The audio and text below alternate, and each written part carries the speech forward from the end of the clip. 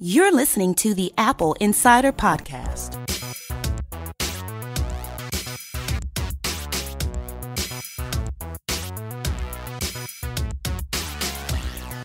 Welcome to the Apple Insider Podcast. I'm your host, Victor, and joining me is Neil Hughes. Victor, how are you?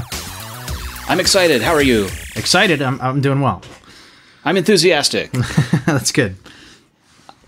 I want to talk about a really, really big thing. Okay. I want to talk about a 6.5-inch iPhone 10. Because that's really big. Yeah, this is an interesting week for rumors. We're expecting, iPhone 10 is kind of Apple's successor to the 4.7-inch iPhone. So essentially the same form factor physically, but the edge-to-edge screen just gives you more real estate.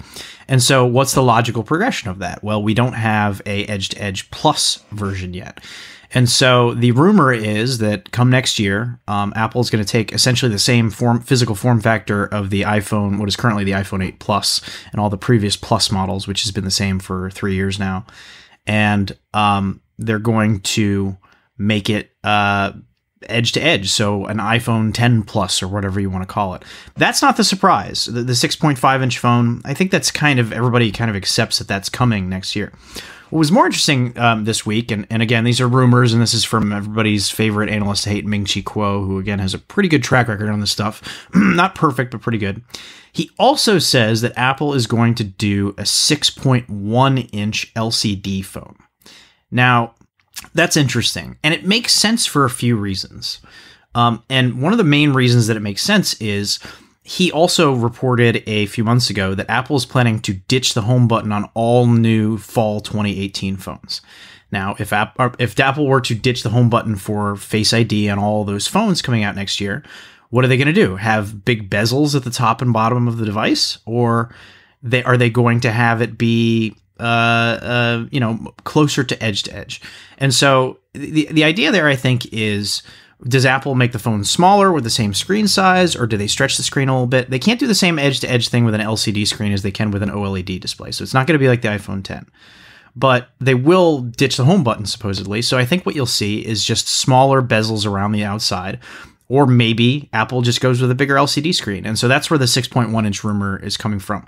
Now, obviously, we're ways out, close to a year away that we would even hear about this phone, next September. A lot can change. But the guy does have a pretty good track record, so you can't throw the baby out with the bathwater on that one. We'll see where it goes and if the rumors keep circulating around this 6.1-inch phone.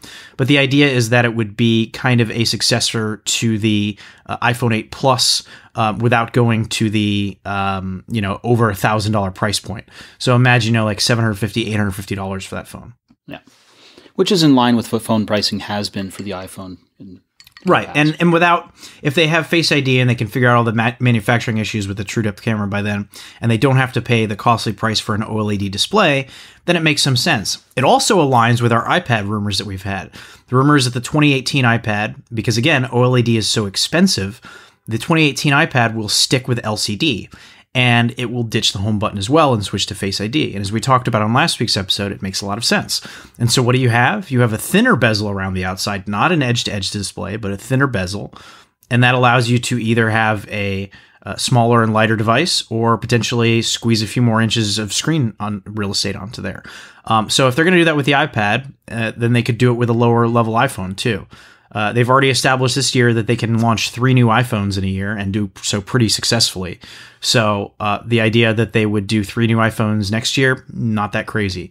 So it's looking like, according to Ming-Chi Kuo, and unfortunately for people who like smaller phones, we're looking at a 6.5-inch, a 5.8-inch successor to this year's model, and then in the middle, a cheaper 6.1-inch model that would have Face ID as well and ditch the home button, but not have the edge-to-edge display. The rumor as well is that Apple will do an upgrade to the iPhone SE next March, separate from those phones, but that's not expected to be anything fancy. That's just expected to be probably just a processor and camera bump on the current iPhone SE design, keeping the same price points at $350 and $450. Yeah, you have to keep the price point, because the price point is what enables people to buy them on a budget, people to buy them, if they've got a different income. Yeah, I mean, they do buy fudge them at the higher price points a little bit. And it makes it possible for other countries. The SE has gone up and down by $50 a few times. And then the Plus starting last year went up by $20. And then because Apple consolidated the capacities this year, the prices overall got more expensive. So you're getting more bang for your buck, but you're also spending more. So Apple does fudge the prices a little bit. So I wouldn't be surprised if, like, for example, next spring, we get an iPhone SE that starts at $400 instead of $350. But I don't see it going much beyond that.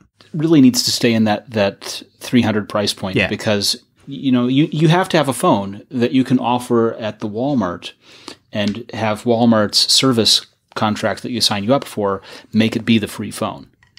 And doing that on the $350 phone is a reasonably acceptable thing to do, a reasonably easy thing to do financially. Doing it for the $1,000 phone or the $750 or the $850 phone is a different ballgame.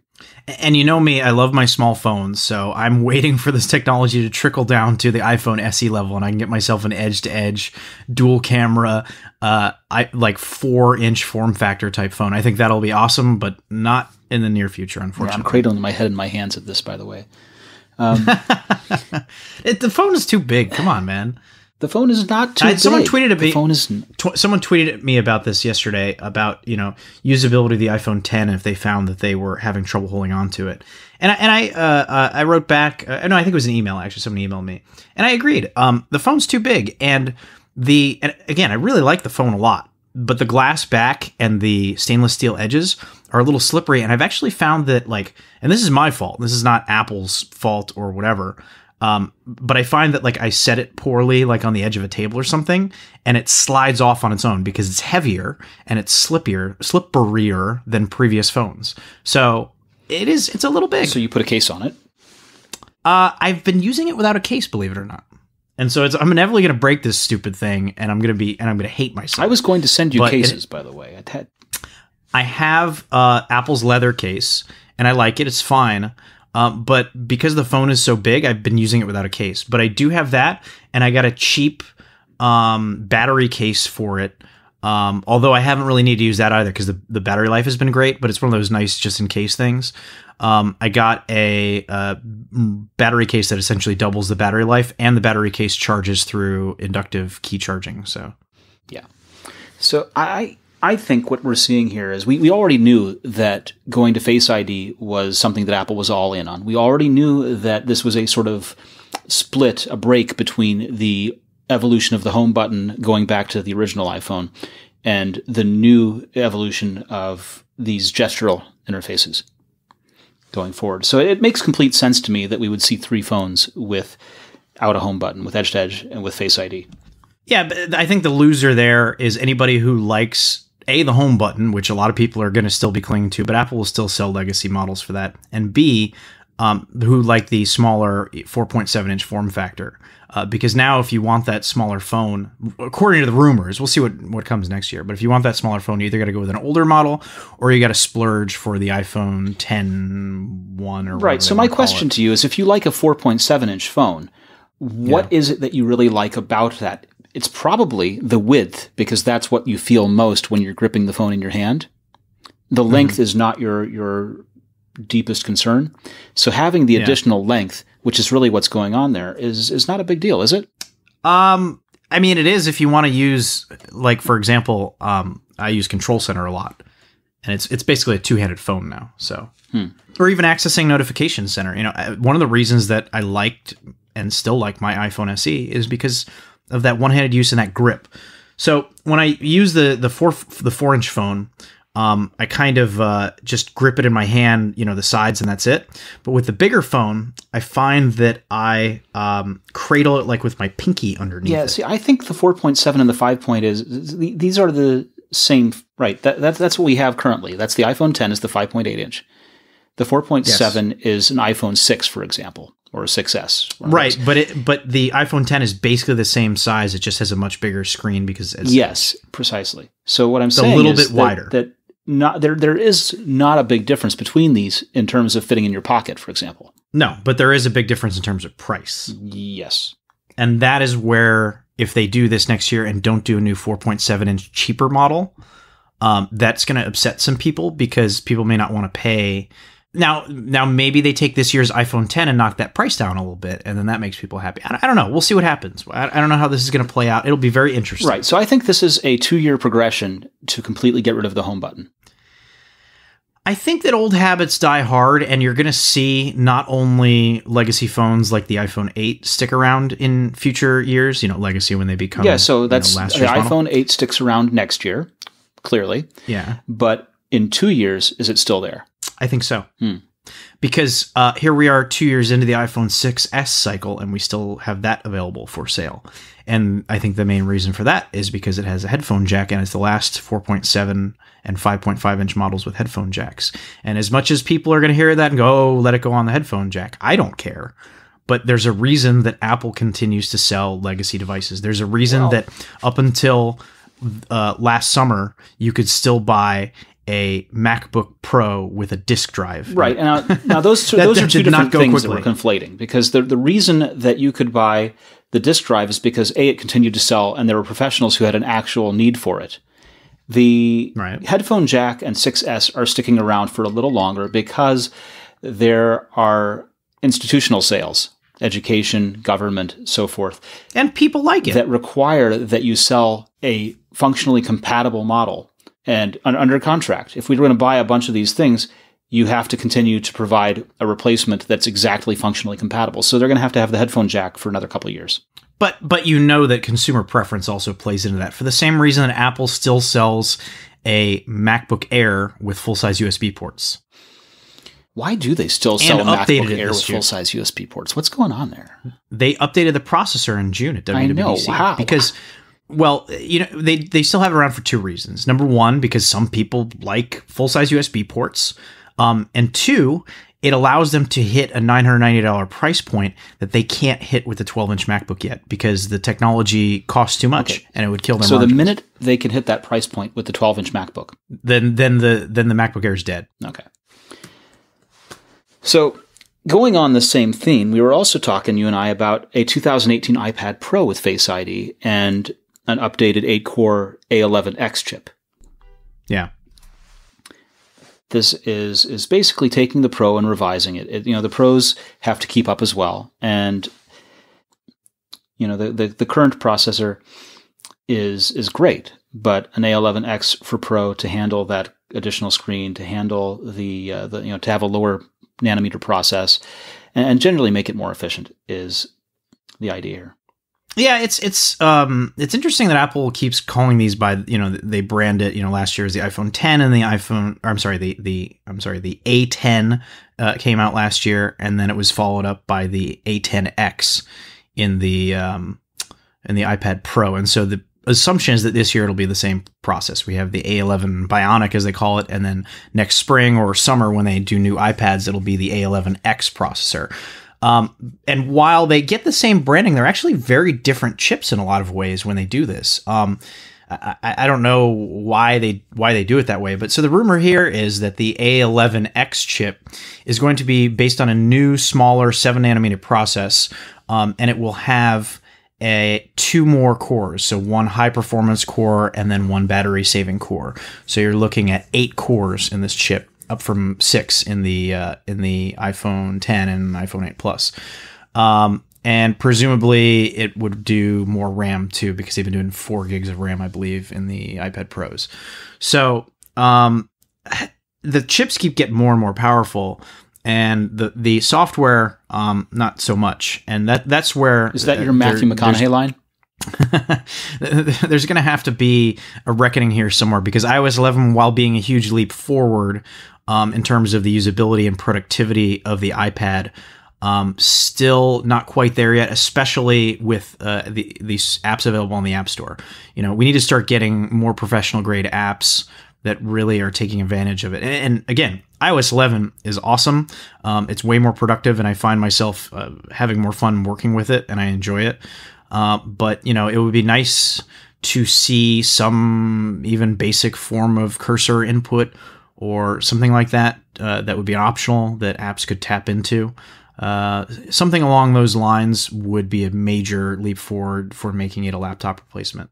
Yeah, and I feel like we're getting there, but we're far from there yet. Yeah, you're right. And these devices keep getting more and more powerful. I'm really excited about this iPad next year. I held off this year. I tested the 10.5-inch iPad Pro, and I loved it. That 120 hertz Pro Motion display is incredible. It's such an impressive piece of hardware. But I still have my 12.9-inch iPad Pro from a couple of years ago. I'm very happy with it. But you get me a 12.9-inch iPad Pro with this A11X processor, Face ID, true depth camera, and a slightly smaller, I would say, I don't want a bigger screen. I want it to be smaller with the bezels, so a little bit lighter, get it under a pound, and give me, some form of a smart keyboard attachment with, basic cursor input. I'm on board 100%. Then all we need are good third-party apps to actually let us podcast on the iPad. Yes.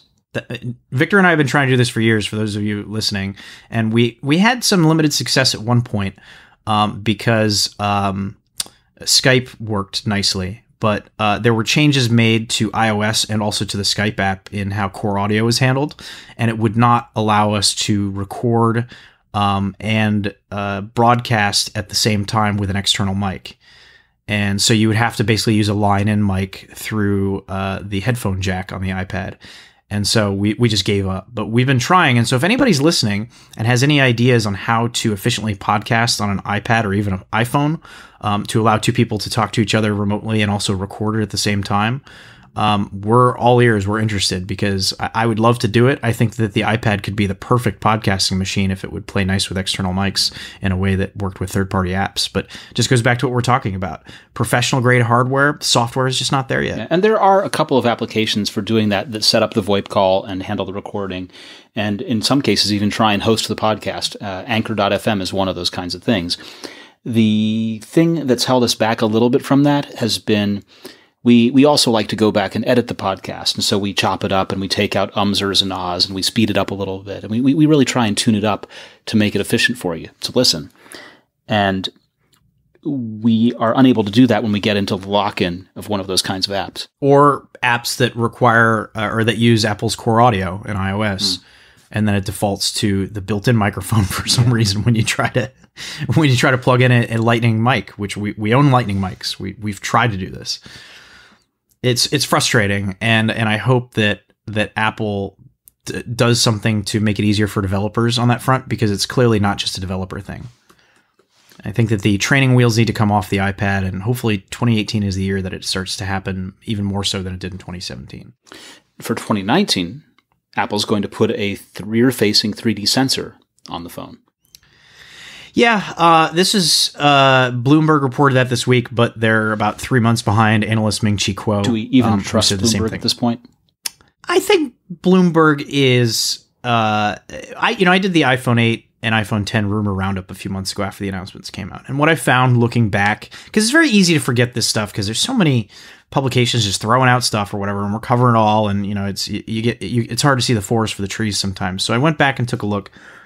And Bloomberg mostly got stuff right. The problem was that they were always late.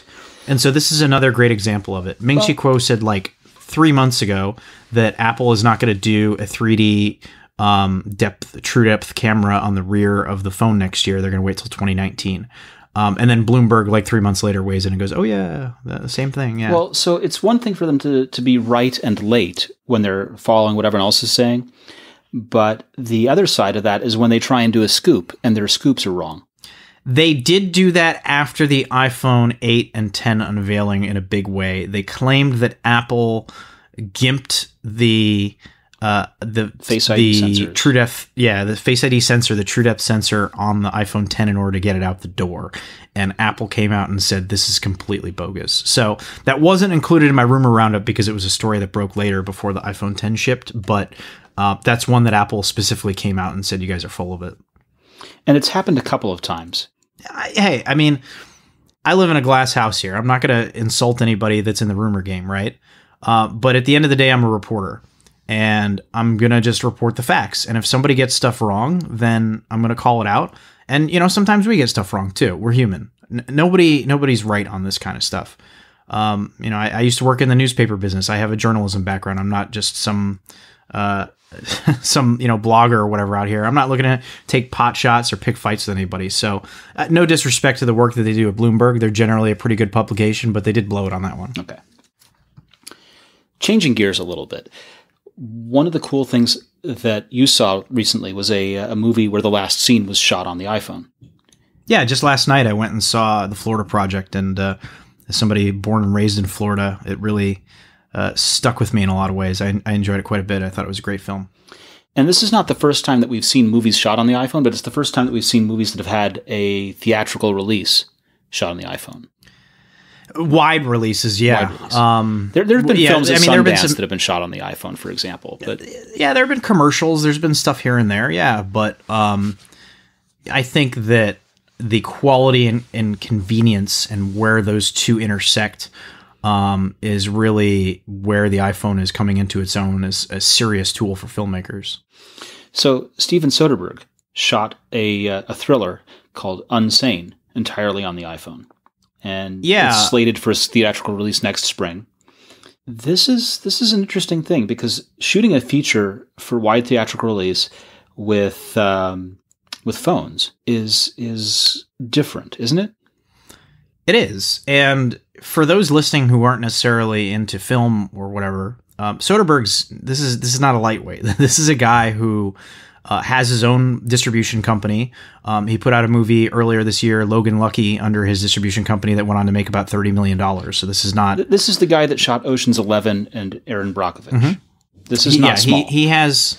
Yeah, he made his name a long time ago doing Sex, Lies, and Videotape, and he has made countless films over the years. He's responsible for Magic Mike as well, and he's always a little unconventional. He likes to...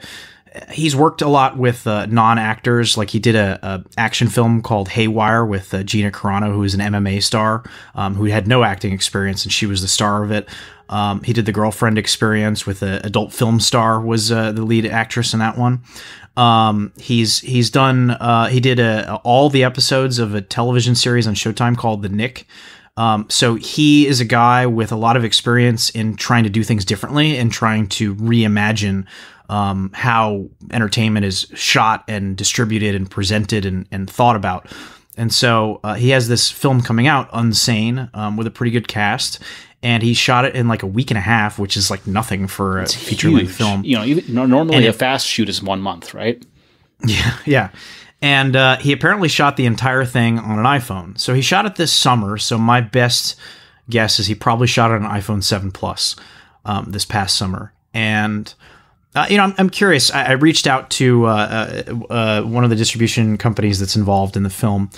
Reached out to us after we published, and I said I'd like to follow up because there were so many comments from people on Twitter and in the comment section on our site with questions about how they captured audio, how he edited, because it was mentioned in the story that he was editing on the set, and by the time the actors had wrapped a week and a half into the film, they got to see like an 80% cut of the film.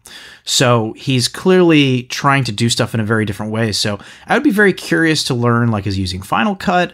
What is the external mic setup that he's using? Is he using, lenses or filters over the physical lens on the phone? So classically, when I've seen indie films shoot, and I've been on the set, you have the cameras running separately, and then you have your audio being recorded into typically a Zoom, like a Zoom F8 kind of thing, or the H6, which is what we have going with our YouTube team. Mm-hmm. Which they use it for doing voiceovers. So you have that digitally recording all of the audio, and then those two things get recombined back into one file in the edit suite. But here, if you're doing it all separately, it's a good question. What's happening that you're shooting with the iPhone, and where's the audio capturing? Is it capturing into the iPhone? Is it going through an audio interface? When that movie Tangerine was shot for Sundance, they used a lens that basically is a 1.33 times anamorphic adapter.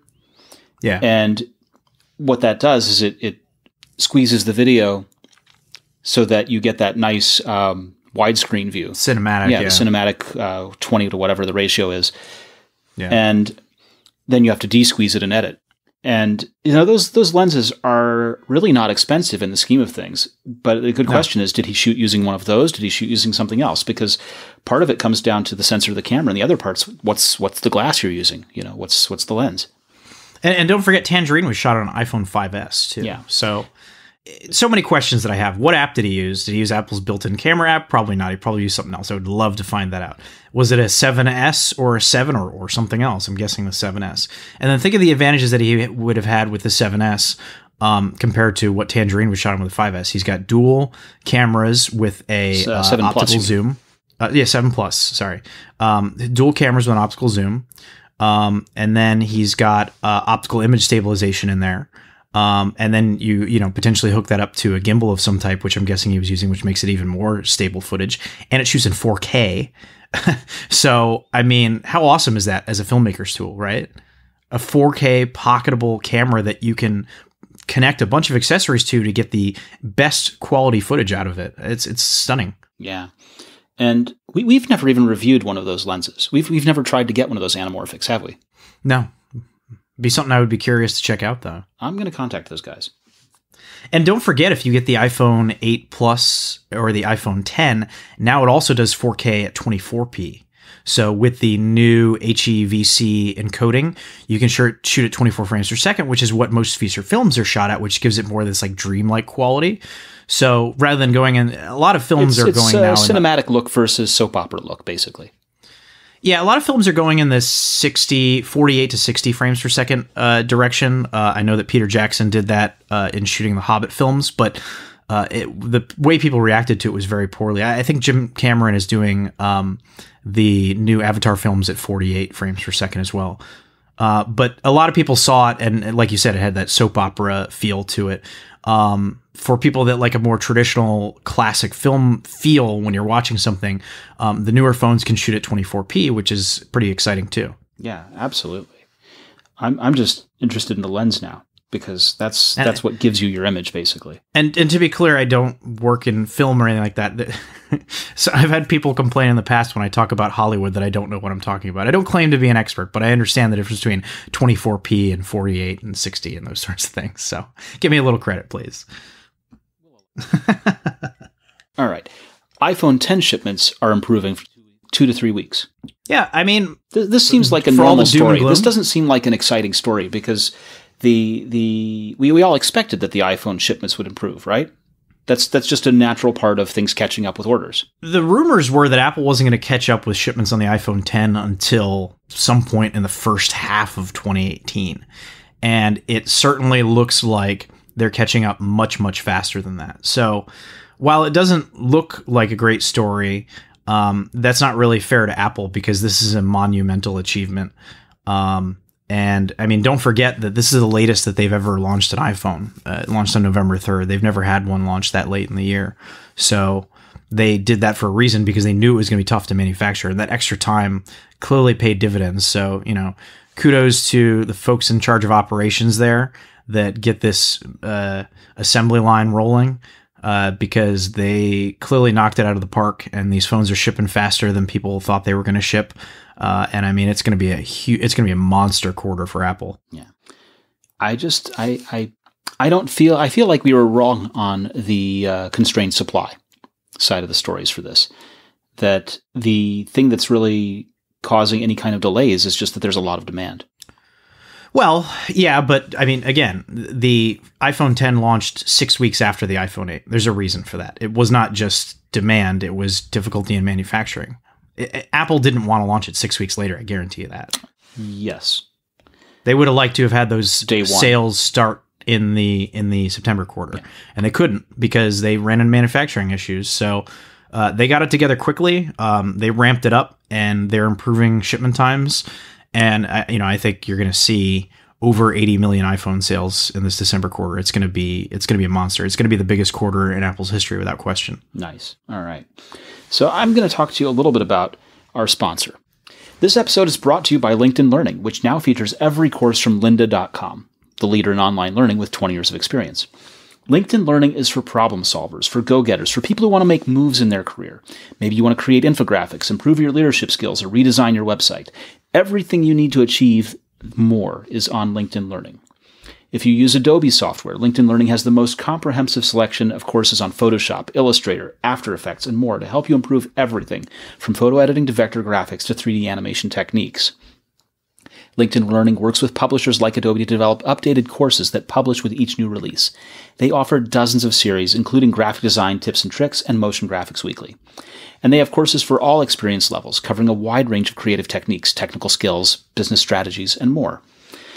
I've been looking through this. I've been looking through the catalog, and I've begun taking some of these courses. And, I'm interested in a wide range of things. I've been focusing on blockchain. If you've been paying attention at all, Bitcoin, Bitcoin Gold, Bitcoin Cash, Ethereum, Litecoin, and these cryptocurrencies have been in the news recently.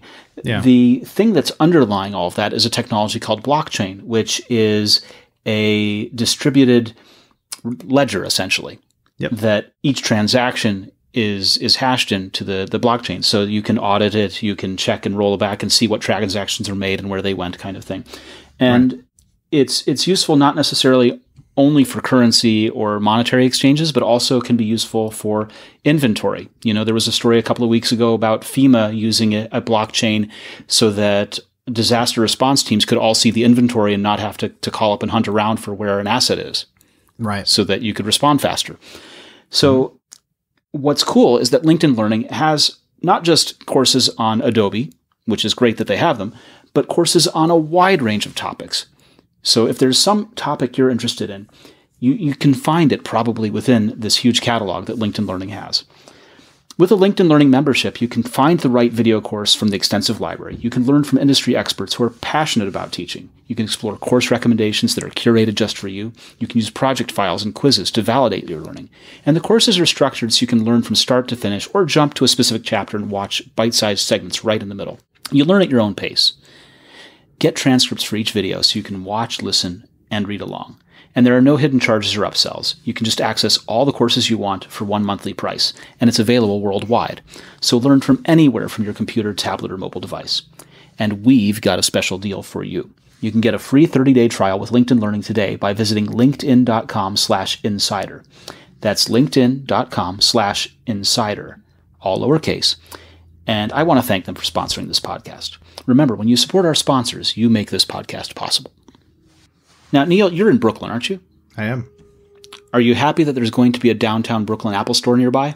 Yeah, not too far from me. It's funny how Apple does this stuff because it's been known for a couple of years now that they were pursuing this site, that they signed a lease, whatever. But just as they are with physical product launches, they treat their stores the same way. In fact, they've even said in interviews that they view their stores as one of their products. And so in very much the same way that everyone knows everything about the new iPhone until it officially gets announced, and Apple doesn't say anything, we're in the same position here where everyone knows everything about this store, but Apple won't say that it's an Apple store yet. So kind of hilarious. They've wrapped the Apple logo in like a foil to try to hide it, but they wrapped it so tight you can tell that it's an Apple logo underneath. It's going to be it's in downtown Brooklyn, right across from the Atlantic Terminal, which is Brooklyn's biggest transportation hub, right across the street from the Barclays Center where the Brooklyn Nets and New York Islanders play. So it's a great location for them. It'll be Apple's second store in Brooklyn. Their first one opened last year in Williamsburg, and it will be their 11th, I believe, in New York City. Most of the stores are in Manhattan, but this will be the second in Brooklyn, which is good because Brooklyn is New York's most populous borough. So, and it saves you the trip back into the island, you know? Yeah. So keep your eyes peeled on AppleInsider. This thing's going to be opening any day. I would not be surprised if they announce, while we're recording this, that the store is going to open soon because it's just about finished. And I think that they're going to want to get some Black Friday sales come next week. So I'm hoping to get an advanced look at the store. Again, Apple's being coy about it. So I reached out to him like, hey, I'm down the street. I'd like to take a look at this store. And they're like, don't know what you're talking about. And it's like, oh, come on. Store? What store? So we'll see. But if and when it opens, I'll have photos and stuff. So keep your eyes peeled for it. Of course, Apple is known for when they design these things using as much glass as they can. And they want it to be structural and they want it to be floor to ceiling kind of glass, right? Yeah. Ground to roof. And they suffered a setback because when one of these panes of glass shatters, It's kind of a big deal, isn't it? Yeah, one of my in-laws lives at a building next door to there, and he's been kind of chronicling the progress for me. And so he was over here last week, which is where we got these photos of this shattered glass. So it's like this massive, floor-to-ceiling, custom-cut pane of glass that completely shattered. Now, it didn't fall apart shatter because it's... it's safety glass. Yeah, safety glass, tempered glass, whatever you want to call it.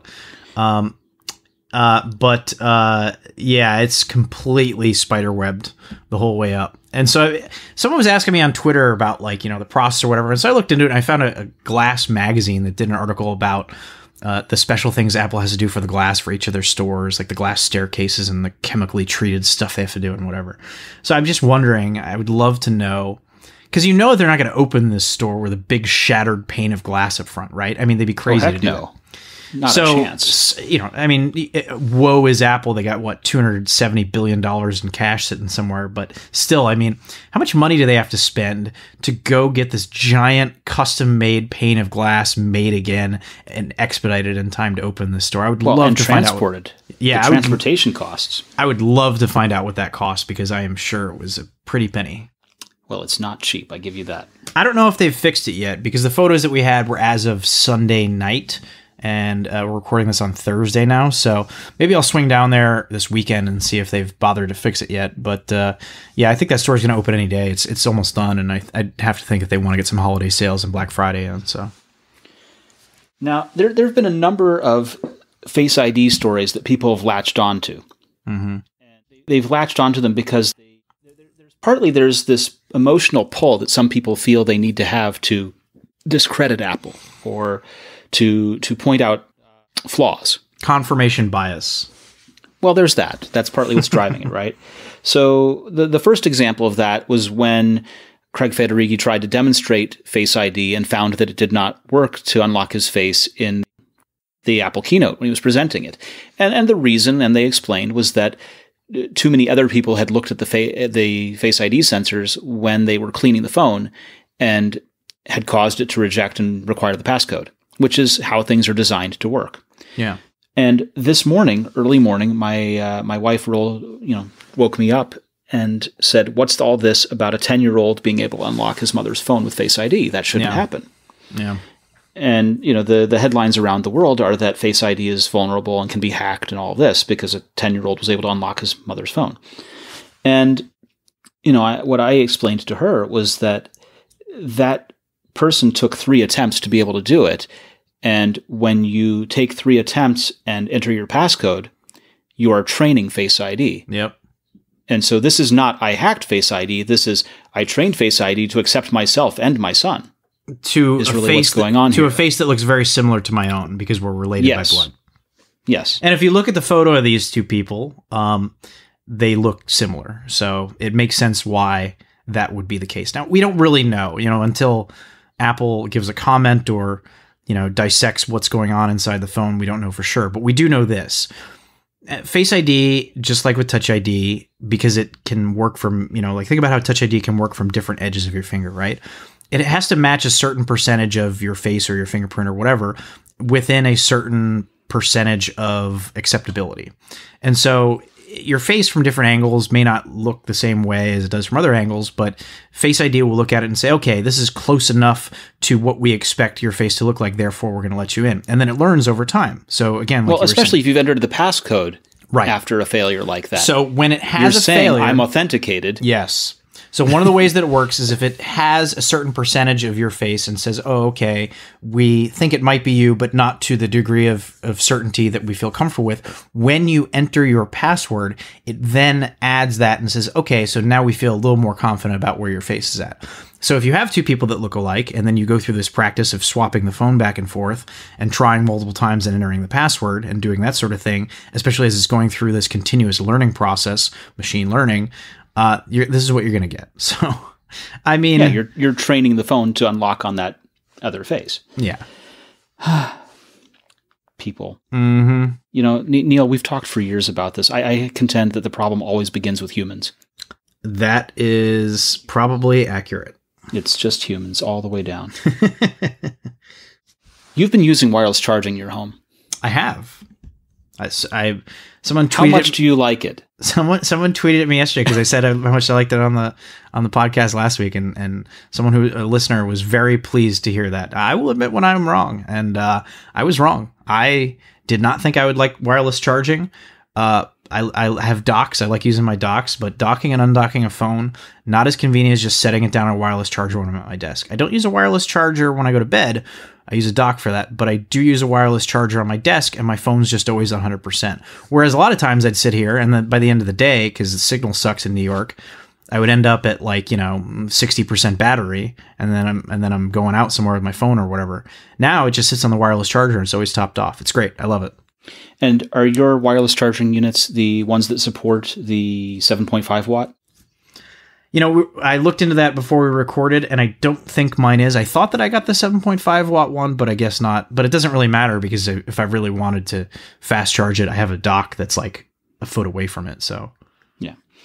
So what's going on here is that when Apple released the 8 and 8 Plus and 10, wireless charging is enabled, but it's enabled at a slower speed, about the 1 amp or 5 watt speed. Yep. And in the 11.2 beta of iOS, Apple is enabling 7.5 watt support. Which is exciting because it's actually faster than the 5 watt adapter that Apple ships in the box.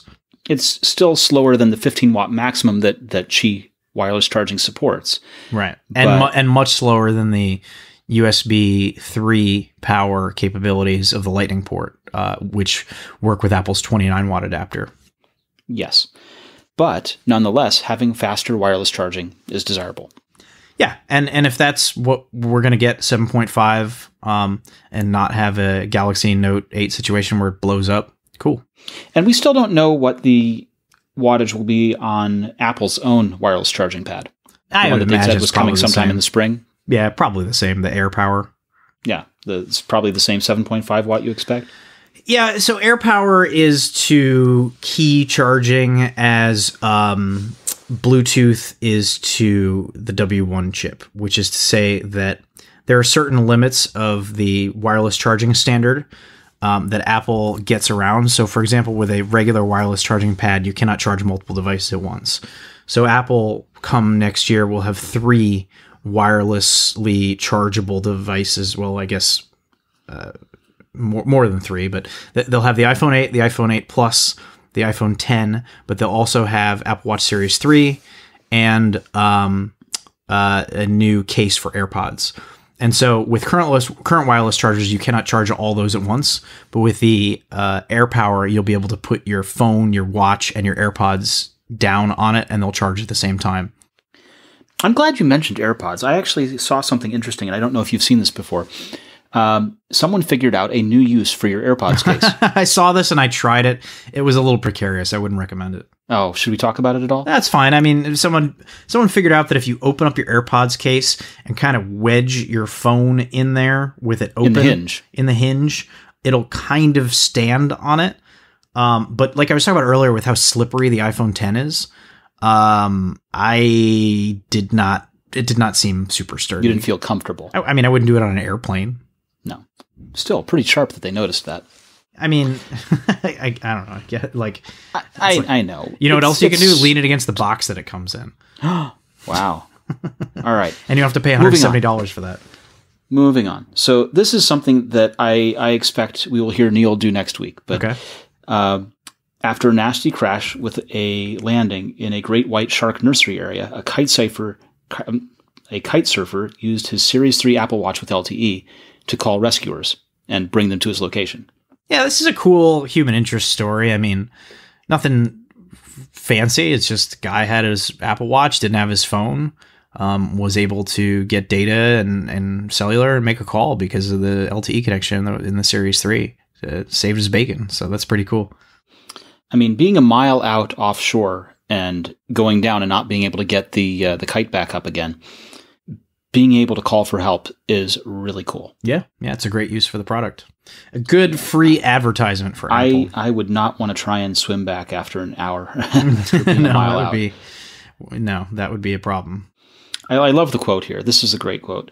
I've seen people put phones in waterproof cases, but I didn't want to risk it. So when the watch came out, I thought, this is awesome. I should do it. My wife was giving me a hard time for buying more technology, but I leave my phone at home a lot now. That guy is going to have an Apple Watch for the rest of his life, and his wife will never say a single word about it again. Yeah, it is very freeing to be able to leave your phone at home. I run with my watch without my phone, and it's great. Sometimes you need to have connection with somebody. Sometimes it's important to have a phone call or get that text message or whatever. So it's nice to be connected. Definitely. Now, we haven't talked about HomePod in a couple of weeks. No, we haven't.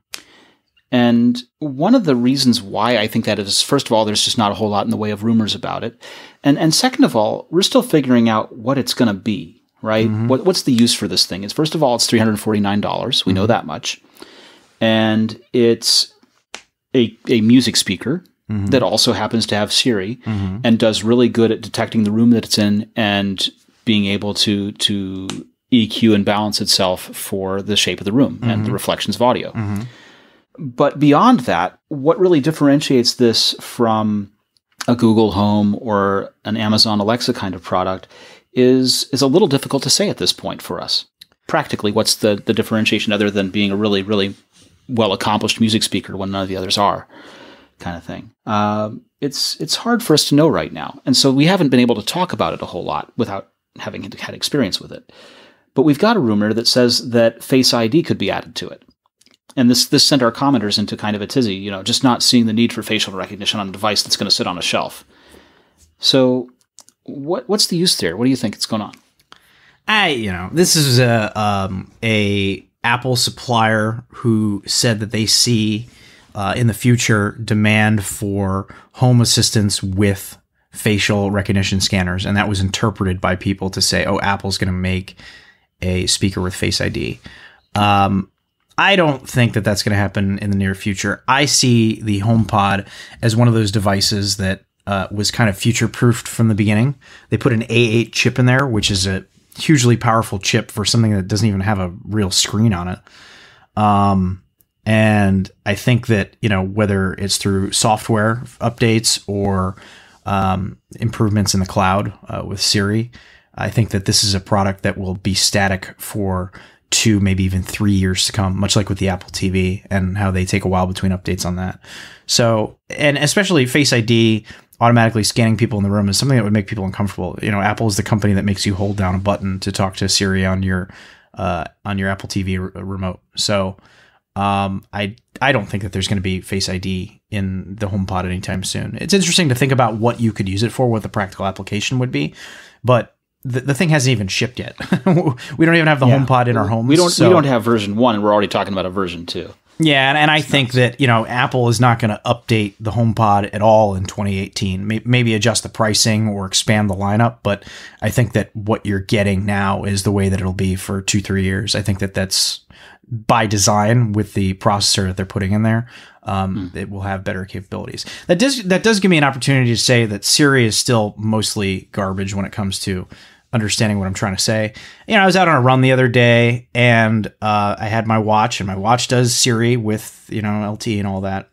And I told it to play a specific artist and a specific album, and it didn't understand it. And it's like, and I said it like 3 times, and then it started playing the right album, but it did it out of order. Like, rather than starting with track 1, it just shuffled the album, which I didn't ask it to do. And it was just like, I found myself just getting frustrated. So I just paused my run and then just manually went and selected the music. And if this thing is meant to be a voice-driven music player, and that's how Siri is going to work, it's going to need some work. And, that's something that can be fixed with software updates and in the cloud, and it should be, and hopefully very soon. But we've been saying that for years, so I'm not holding my breath. Yeah.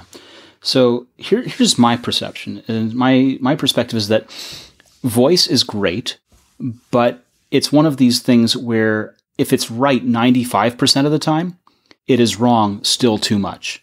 That you easily forget about all the times that it just works for you, but you remember the times that it lets you down, especially when they're really dumb errors. When it responds very stupidly saying, "I'm sorry, I don't know what you mean by play the next song," or "What song is this?"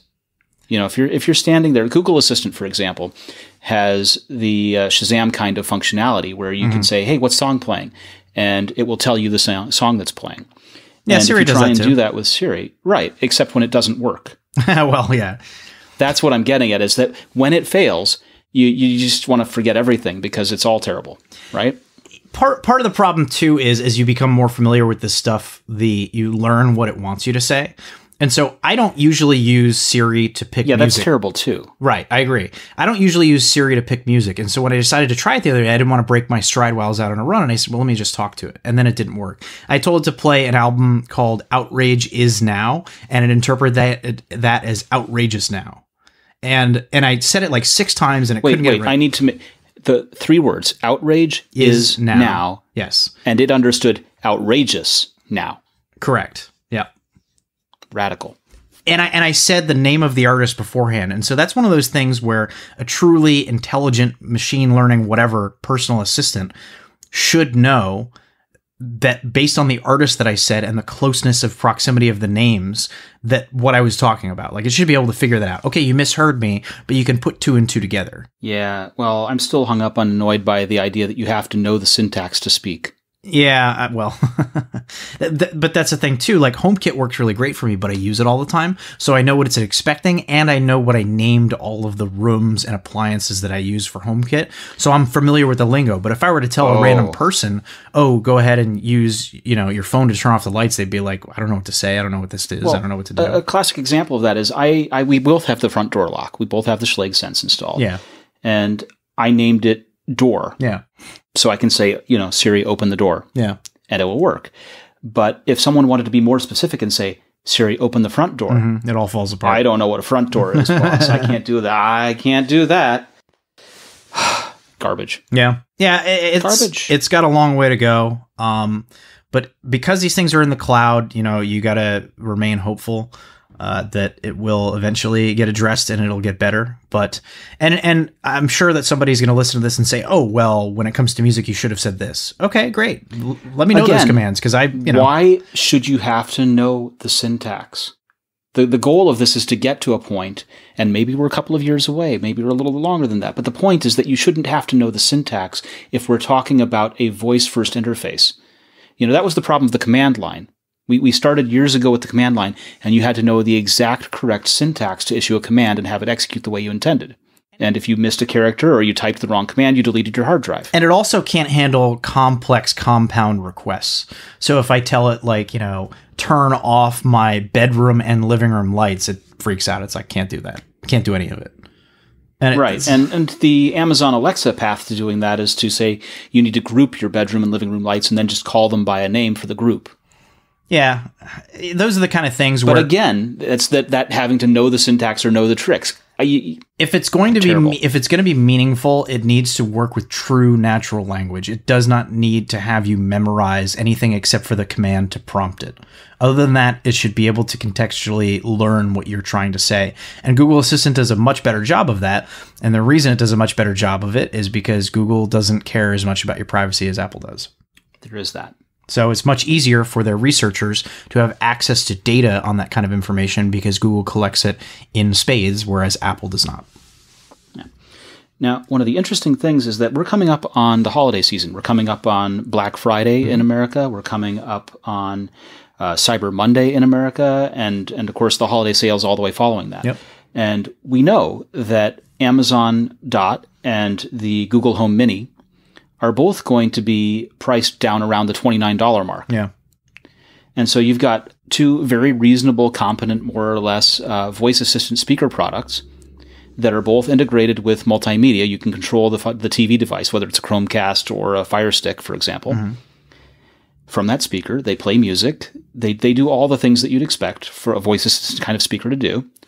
And they're $29 compared with the HomePod for $349 that's arriving in December, which is missing out on which is marketed more as sales. A speaker than an assistant. Yeah, a full music speaker kind of thing. But everyone knows it's got an assistant in it. So it's we saw this play out with the TV products, right? We saw Apple have the super high end expensive device, and everyone else battling over the low end. Yeah. And there's a cost to that. Yes, you make more money. Yes, you have a more boutique device, but at the same time, you definitely are giving up a customer base. Yeah, and we talked about this before, and I think that the way that they might be able to address this going forward is not only sell a cheaper speaker that is more driven toward being a personal assistant, but also to allow third-party manufacturers to license, especially because Siri is done in the cloud. You could have some sort of an authenticated handshake between the device and Apple's servers to control Siri, to have it work as you might expect. And to do that in a range of products that Apple is not interested in getting into, in the same way that they're not going to look to make every AirPlay 2 speaker. They'll license. Well, and this is absolutely what drove the adoption of putting Alexa in products and now Google Home in products, is that you can run the Alexa assistant, you can run the Google Home assistant on a freaking Raspberry Pi. And aside from Siri integration, there is no real difference between the HomePod and an AirPlay 2 speaker. So, obviously you have the technology and whatever else in there, but in terms of the licensing... It depends on, do you have the right CPU or the right amount of stuff? Do you have the far field mics? Yeah. There's a little bit of accessories there. Sure, but I'm saying that somebody could basically make a HomePod competitor that does AirPlay 2, license it from Apple, and have everything but Siri. That would be technically possible. Apple needs to figure out a way to securely license access to Siri in its MFI products. And I think that is how they combat that cheap Google Home, Amazon Echo Dot situation. Whether or not they do that, I don't know. But I mean, Apple's never going to sell a $30 speaker, Siri assistant. Never. All right. It's cold up in Brooklyn. It's getting there. A little chilly. How do you like using that iPhone 10 in the cold? It's terrible. Are you using the touchscreen gloves? What are you doing to be able to use all the swipes when it's dead cold outside? Well, I went out the other night and it was so cold that the phone was not functional. So I stopped in a bank ATM closed area just to warm up my phone so I could get a car. That's how bad it is. So the iPhone 10 has a problem that the screen does not work well and becomes unresponsive in cold weather. Thank goodness that this is apparently something that can be fixed through software. Because if it was a hardware problem, it's going to be a long winter. But Apple says it will be fixed in a forthcoming software update. So fingers crossed that's in 11.2, because since it got cold in the last couple weeks, iPhone 10 trying to type on that thing and just use apps, not fun. Like less than 50% of my taps on the screen are registered properly. So that's not good. And we're not talking freezing temperatures. We're talking, high 30s, low 40s kind of stuff. So, within the operating range of the phone, supposedly, not functional. So, I would hope that firmware update comes out soon, because that is a problem. Definitely.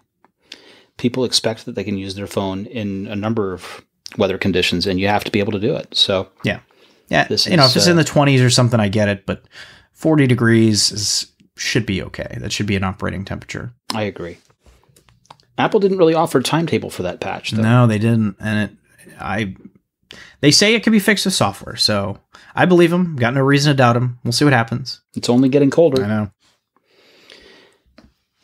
Now, Steven Soderbergh, who is the former president of Microsoft's Windows division, he was president during the Windows 7 the Longhorn development era that became Vista eventually. He's seen some tough times through Microsoft's OS team. Yeah.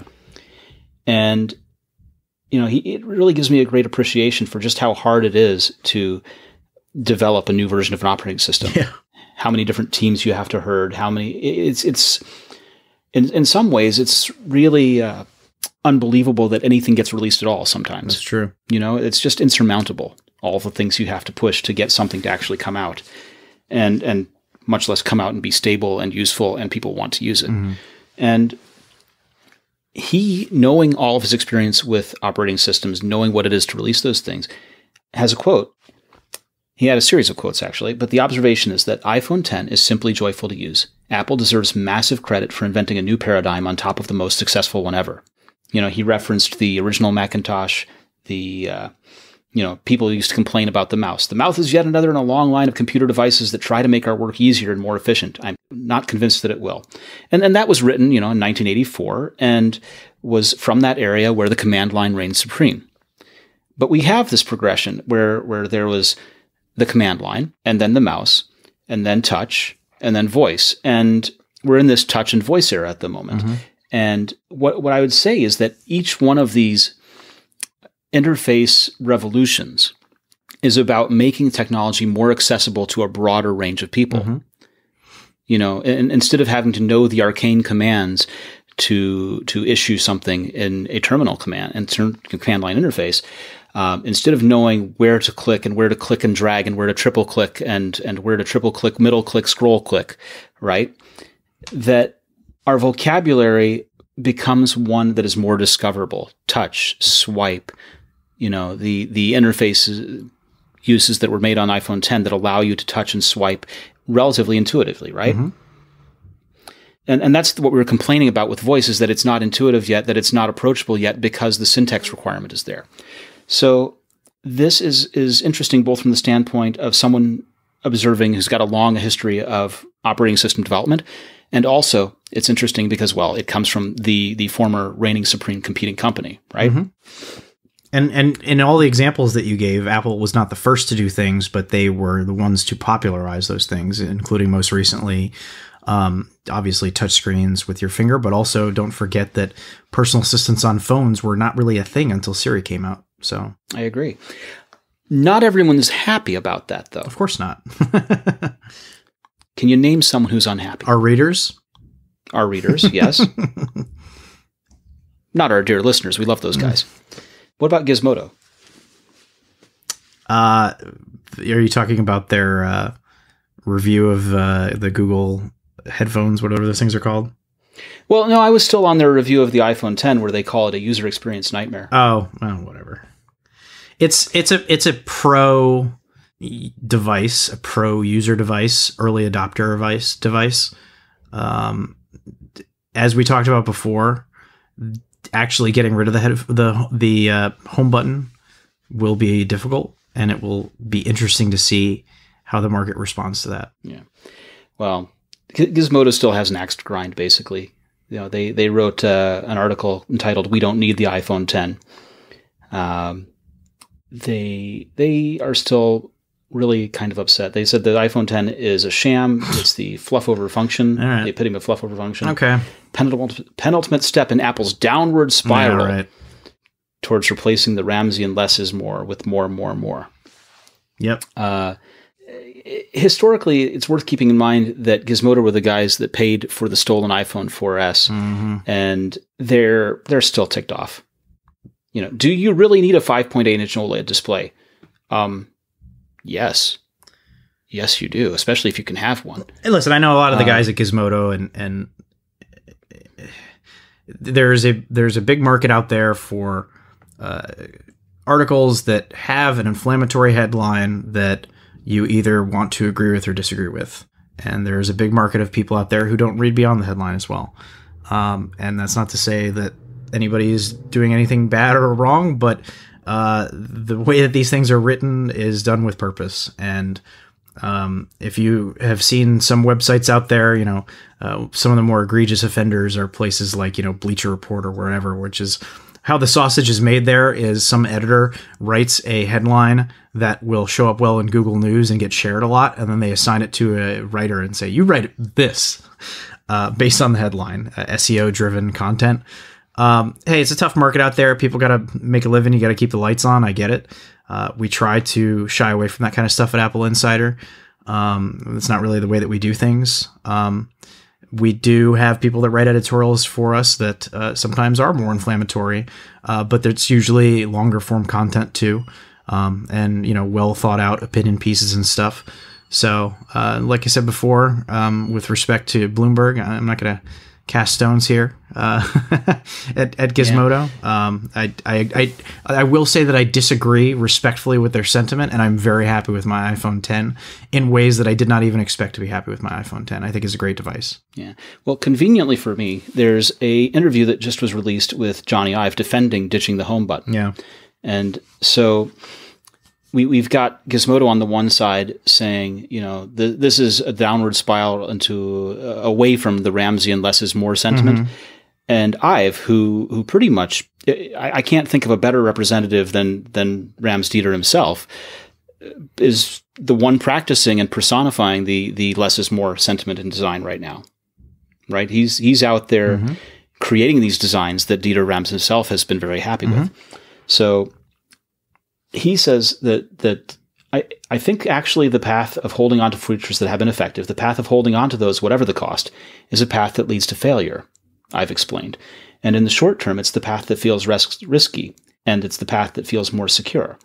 It's not necessarily the most comfortable place to be in when you believe there's a better way. That means moving on from something that has felt successful. The home button is a crutch for people who are not technically savvy. And when you're selling, 80 million phones in a quarter, as Apple will do this year, there are a lot of people that are not technically savvy that are buying your phone. So how that is addressed going forward, I don't know. There's a whole group of people out there who have never heard of Control Center, have never swiped from the edge of their screen, and it would blow their mind if you showed it to them. I've showed my mom how to use Control Center in the flashlight many times, and she still doesn't really understand it, and she has a flashlight app that she uses because it's easier for her. I was about to ask about that. So, you have to keep those kinds of users in mind. Sometimes when you grow up with technology or you use it a lot, you can't appreciate the people that don't really do that kind of stuff. So, for example, a few years ago, I really thought I loved the Uncharted video game series, right? And I had my wife play Uncharted 2 because I thought it was a fantastic video game, just great storytelling, just peak great video game experience. At the time that it came out, arguably the most cinematic, most human video game that had ever been made in terms of the characters and just the thrill of it, right? So I was like, you got to play this game, you got to check this out. And she just could not handle the camera because you use two sticks, one to manage the camera and one to control the character. Well, I've been playing video games for my whole life. And yeah, it didn't start out with two sticks, but it naturally evolved to that state where we had our basic NES, or even before that, a Atari controller.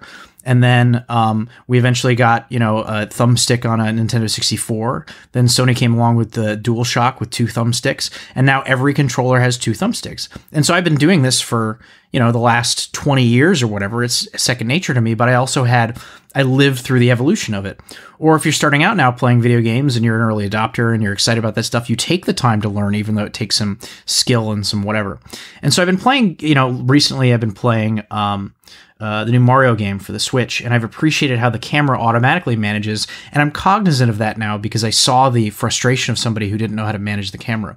And so it brings me joy when I see it done well, where it's like, okay, this new Mario game is a true 3D game, but you don't have to touch the camera. It swings around in ways intelligently that makes it so somebody who's not as good with controlling the camera. Yes, you can still control the camera if you want, but if you're not good at it, it does a little bit of hand-holding there.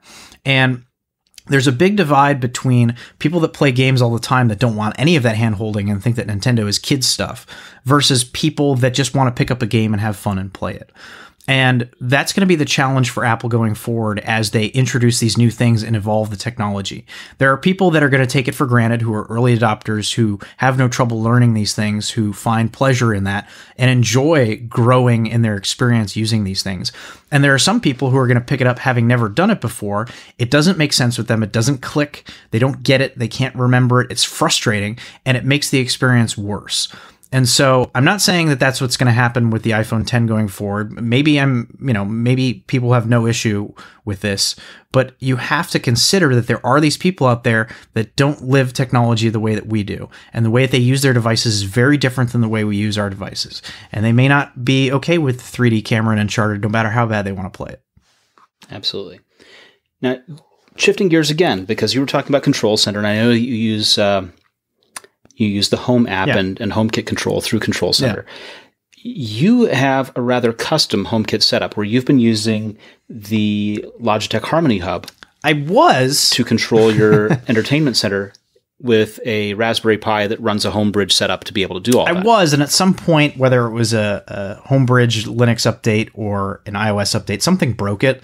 And I went back to try to fix it. And I don't program a lot or do anything like that. And every time I have to go... Well, it's more sysadmin than anything, really. Yeah, and every time I have to go back and figure out, what the GitHub commands are to do something and to install, and then I have to go in and customize, certain files and settings, and I have to relearn it every time because I don't do it every day, so I forget. So unfortunately, my Homebridge setup broke, but I did have it working for a while where non-HomeKit devices were playing nice with Siri, including my Logitech Harmony Hub, which would allow me to use my voice to turn on and off devices in my entertainment center and to adjust the volume and stuff like that, which was really neat. So what you can do is SSH into your Raspberry Pi, back up your config files for Homebridge, and then reinstall it, and then copy your config files back, and you should be back in business. Yeah, but there are updates too to the Homebridge plugins, and then you have to go back. It's a process. I gotta spend a weekend and set it up again because I liked it. Yes, but the point of this is the greater story. Harmony Link was a product that preceded the Harmony Home Hub, right? And Harmony Link relied on the cloud service to operate. Yes. And when Logitech decides not to renew the security certificate for the cloud service, essentially decommissioning it, all those devices break. Yes. So this comes down to sort of the essential question is, when you buy something, what do you own? Yeah, it's a tough situation, and I felt bad for Logitech, and they got a lot of bad publicity out of this, even though it wasn't really their fault in many ways. It's just the way the product was designed and how it worked.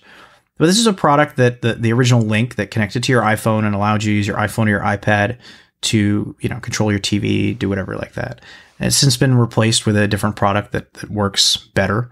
And the certificate was going to expire next year, and so as of next March, all these Harmony Links were just they're going to be bricked essentially. Logitech got a lot of bad publicity out of this from people who, I don't even know how many of them actually still use their Harmony Link. I'm sure that some of them did, obviously. I want to say deservedly so, because I know people that use it and were distressed by this. Yeah, and no, if it's part of your daily routine, I get it. Believe me, I understand. But at what point, are they obligated to continue to support these things? I don't know. Well, when the thing isn't that it was being discontinued because of a security certificate that expired. So instead of renewing the certificate cert and keeping it up, they just decided to brick everything. And that it seems like certs are not hard. Renewing certs is not a big deal. This could have been kept alive. It seems like they were just decommissioning them to push people to purchase a new one. It's a bad taste in your mouth as a consumer. I think that's a bit of a conspiracy theory, but that's fine. That's fine. Well, it doesn't matter. The end of the story is Logitech made it right. And if you own a Harmony Link, they're going to mail you a free Harmony Hub, which is more than they had to do. So good on Logitech. I think it was a wise move in the long run. I think it bodes well for people that buy future Logitech products. I think Logitech is by and large a pretty good company. And you can see that Apple still feels the same way because they have been partnering closely with Logitech on accessories recently. And I think that, they made right by their customers. And so regardless of how you feel about how we got here, they did the right thing in the end. And anybody that has a Harmony Link can get a free Harmony Hub. And if you want to hack it and run it with HomeKit, just don't update your Raspberry Pi and it'll work pretty well. Wait. Back up a step. The don't update your Raspberry Pi step is scary to me. Well, I'm just saying that's what broke it for me. So, well, there are all sorts of good security reasons to have an updated. I mean, it's a Linux system. I was being facetious. Thank you. Yes, it's fine. Send my heart into palpitations, why don't you? I'm annoyed by the fact that it doesn't work anymore, but I'll live. You knew what you were getting into. I know. All right. Well, that brings us to the end of another perfectly good episode of the Apple Insider podcast. Neil Hughes, where can people find you on the internet? You can find me on Twitter at thisisneil, and you can read my stuff at AppleInsider.com. I'm Victor Marks. You can also read my writings at AppleInsider.com, and I podcast here and a couple other great places as well. We'll be back next week with a whole lot more. Thank you so much for listening. Neil's going to go to the ATM and warm his phone now.